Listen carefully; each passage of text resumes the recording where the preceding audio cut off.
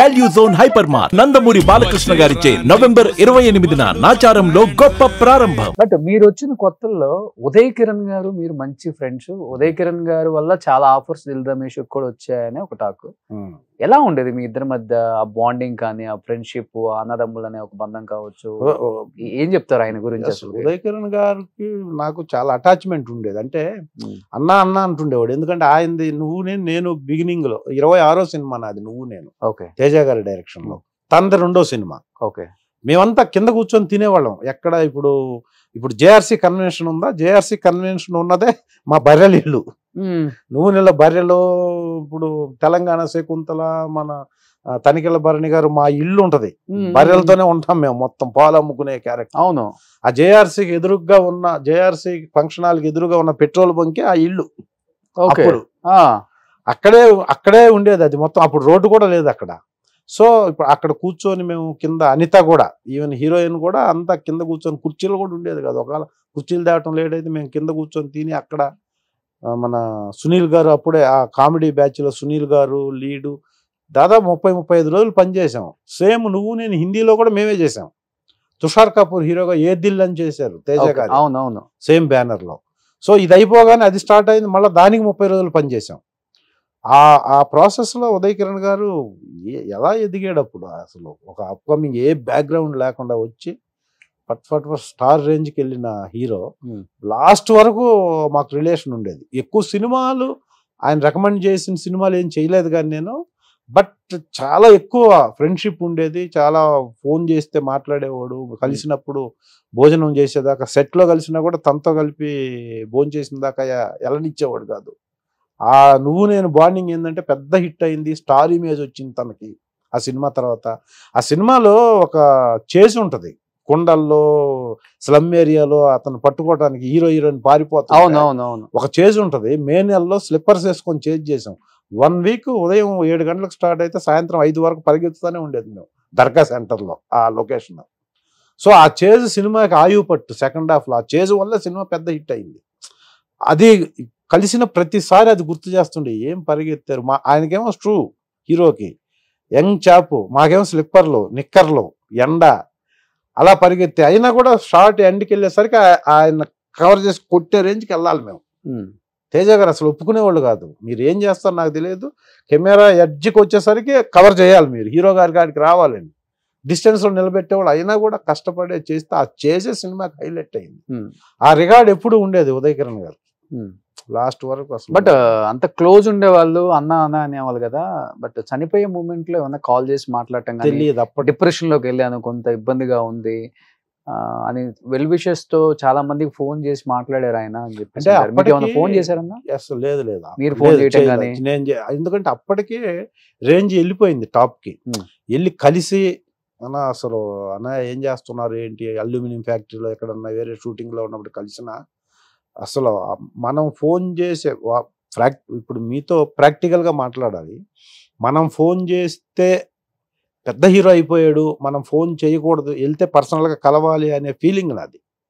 So ఆ ప్రాసెస్లో ఎప్పుడన్నా కలిస్తే, షూటింగ్లో కలిసినప్పుడు రెస్పెక్ట్గా అన్న రాన్న ఎక్కడ ఉన్నావన్నా ఏం చేస్తున్నావు అంటే మాట్లాడటం తప్ప ఫోన్ చేసి మాట్లాడే అంత కమ్యూనికేషన్ లేదు చివరిలో. ఎందుకంటే టాప్ రేంజ్కి వెళ్ళి తర్వాత పడిపోయారు కదా. అప్పుడు పడిపోయిన తర్వాత కూడా అదే లోన్లీగా ఉండేవాడు ఎక్కువ. ఈ వాళ్ళ కొలీగ్స్, వాళ్ళ సర్కిల్లో ఉన్నోళ్ళు చెప్తుంటే వినటం. సో మళ్ళీ వస్తాయి, మళ్ళీ సినిమాలు వస్తాయి, మళ్ళీ బ్రహ్మాండంగా ఒక హిట్ పడితే బ్రహ్మాండంగా మళ్ళీ ఆ పొజిషన్ వస్తుంది అనుకుంటుండేవాళ్ళం. సూసైడ్ చేసుకుంటారు అనుకున్నారు మీరు? అసలు నాకు ఉదయ్ కిరణ్ గారు, శ్రీహరి గారు ఇప్పటికి అనుకున్నా కూడా నా మిరాకిల్ డెత్స్ అవి 2.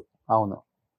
అసలు ఒక లీడ్ చేయాల్సిన పొజిషన్లో శ్రీహరి గారు కూడా నాకు చాలా క్లోజ్గా ఉండి, ఎప్పుడు నువ్వు డైలాగ్ బ్రహ్మాండం చెప్తారా, వస్తుంది నీకు, నాకు రాలేదా, వస్తుంది నీకు, వెయిట్ చేయి. ప్రకాష్ రాజ్ ఒకడు, శ్రీహరి గారు ఎప్పుడు కనపడినా, ఇప్పుడు కనపడినా వస్తుంది నీకు.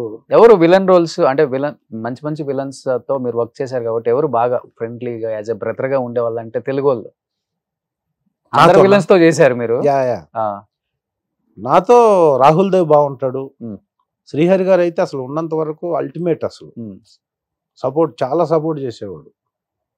ప్రకాష్ రాజ్ గారు ఇప్పుడు అయితే ఎవరిని నేను పని కట్టుకొని వెళ్ళి కలవను, సెట్ లో కలవటం. సెట్లో కలవటమే. ఈవెన్ బాలకృష్ణ గారిని అయినా సెట్లో కలుస్తా. నేను ఇంకొక షూటింగ్ దగ్గరికి వెళ్ళి హీరోల్ని రికమెండ్ చేయమని, ఇప్పుడు ఎందుకంటే నేను మీకు తెలుసు గోపీచంద్తో సినిమాలు చేశాను, గోపీచంద్ గారితో లక్ష్యం లౌక్యం చేశా, లక్ష్యము లౌక్యము 2 సినిమాలు మంచి క్యారెక్టర్లు చేశాను. బాలకృష్ణ గారితో 4 సినిమాలు చేశాను, Lakshmi Narasimha, Simha, legend, Akhanda, 3 blockbusters. But పోయి వాళ్ళకి లొకేషన్లోకి పోతే రెస్పెక్ట్ చేస్తారు, హీరో డైరెక్టర్లకు చెప్తారు కూడా. ఓకే. కానీ ఇబ్బంది పెట్టడము, మనం మళ్ళా ఇంకొకళ్ళకి ఆబ్లిగేషన్ పెట్టడం. నేను డైరెక్టర్ని 100 సార్లు కలుస్తా, కో డైరెక్టర్ని 10 సార్లు 20 సార్లు కలుస్తా ఇప్పటికీ. ఎందుకంటే ఇచ్చేవాళ్ళు వాళ్ళు, నా రైట్ అది. యాజ్ అన్ యాక్టర్ నేను డైరెక్టర్ని ఎన్నిసార్లు అయినా కలవచ్చు, వాళ్ళు తిట్టినా కలవచ్చు, కానీ హీరోలను కలవకూడదు. ఎందుకంటే హీరోలు అందుకు లేరు అక్కడ. మనం చేస్తున్నప్పుడు సార్ నేను ఈ సినిమాలో ఈ క్యారెక్టర్ చేస్తున్నానంటే కూర్చోబోయా బ్రహ్మాండం, ఎలా ఉంది ఏంటి, అప్పుడు వేరు. అప్పుడు మనకు ఒక కాన్ఫిడెన్స్ ఉంటుంది, ఒక సాటిస్ఫాక్షన్ ఉంటుంది మాట్లాడుతుంది. మీ హైయెస్ట్ రెమ్యునరేషన్ ఏంటన్నా? ఇన్ని సినిమాలు చేశారు కదా, వేలల్లోనే. ఇప్పటికి వేలల్లో. ఇంకా లకారానికి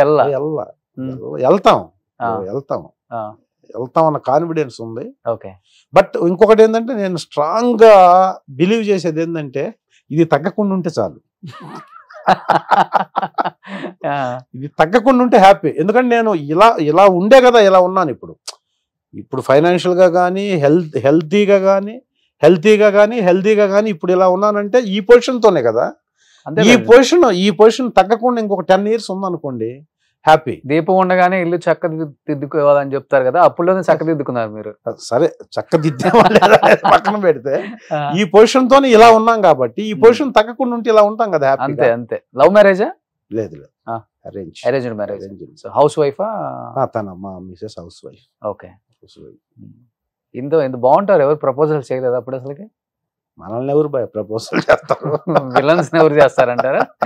విలన్స్ రియల్ లైఫ్ లో చాలా సాఫ్ట్ సెన్సిటివ్ అంటారు. అవును, అంటే బై ఇది ఎవరైనా ఇప్పుడు ఆ క్యారెక్టర్ ని డిఫైన్ చేస్తుంది, నేచర్ డిఫైన్ చేస్తుంది అంటారు చూసారు మనిషికి. ఎవరు మనం బాగా లావుగా ఉన్నోళ్ళు బాగా తింటారు అనుకుంటారు, తినరు యాక్చువల్ గా. అలాగే బాగా విలనీగా ఉన్నోళ్ళు బిహేవియర్ డైరెక్ట్ గా అలాగే ఉన్నారు. బయట కూడా జనాలు ఎక్కడికన్నా వెళ్ళి కూర్చుంటే ఫొటోస్ కి అడగటానికి భయపడుతుంటారు. ఏంటంటే సార్ మీరు విలన్ కదా అంటారు చాలా అమాయకంగా. సో అలా ఆ నేచర్ అంతా అలా అక్కడ చేస్తున్నాం కాబట్టి అక్కడ అలా ఉండకూడదు అనుకొని ఇలా ఉంటారు జనరల్ గా. అందుకని దానివల్ల క్యారెక్టర్ మారిపోద్ది అంటారు. క్యారెక్టర్ మారుద్ది అనుకున్నా సైకలాజికల్. ఓకే. అందరు అని అందరు ఇదే అంటున్నారు అలా మారుతుందేమో అలా. ఎందుకంటే విలన్ క్యారెక్టర్ చేసే వాళ్ళందరూ బై రియల్ లైఫ్ లో చాలా సాఫ్ట్ గా ఉంటారు. అవును, నేను చాలా మందిని చేశాను కాబట్టి విలన్స్ ని. ఎందుకంటే విలన్ అన్నోడికి ఐస్ చాలా రూడ్ గా ఉంటాయి. అవును, ఆ ఐస్ రూడ్ గా ఉన్నోడినే విలన్ అనుకుంటారు జనరల్ గా. ఆ రూడ్ గా ఉన్న ఐస్ బయట కూడా అలాగే ఉంటాయి కదా. అంతే కదా. వాడు మనసుకిను ఐస్ కి మనిషికి సంబంధం ఉండదు కాబట్టి ఆ ఎక్స్ప్రెషన్ ఇది చూడగా నేను ఎలా చూసినా అలా సీరియస్ గా చూస్తే అదే లుక్ వస్తుంది.